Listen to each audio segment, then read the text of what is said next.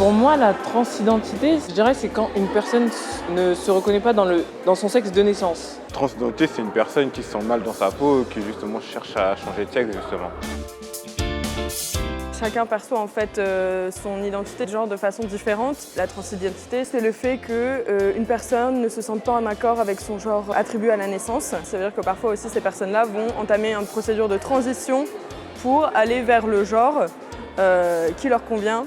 Mais après, il n'y a pas forcément de dualité entre genre féminin, genre masculin. Il y a aussi les personnes qui sont non-binaires et qui peuvent être en transition vers la non-binarité.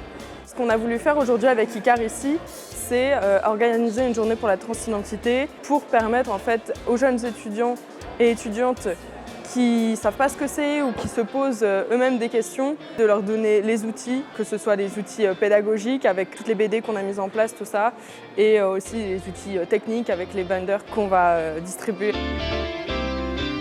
Ça permet de sensibiliser. En soi, c'est positif dans le sens où ça peut permettre justement aux personnes qui ne connaissent pas justement la transidentité de savoir c'est quoi et peut-être d'avoir moins peur et d'avoir moins d'appréhension sur le sujet.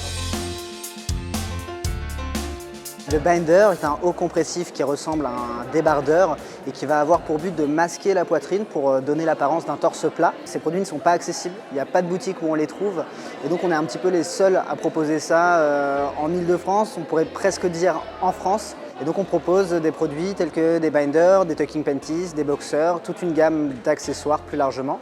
Et puis on fait beaucoup de contenu éducatif sur nos réseaux sociaux.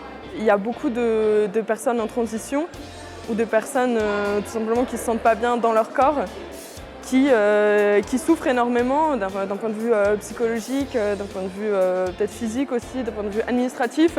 C'est très difficile parce que rien n'est organisé pour la transidentité. On aimerait bien que ce sujet-là soit plus souvent dans le discours public.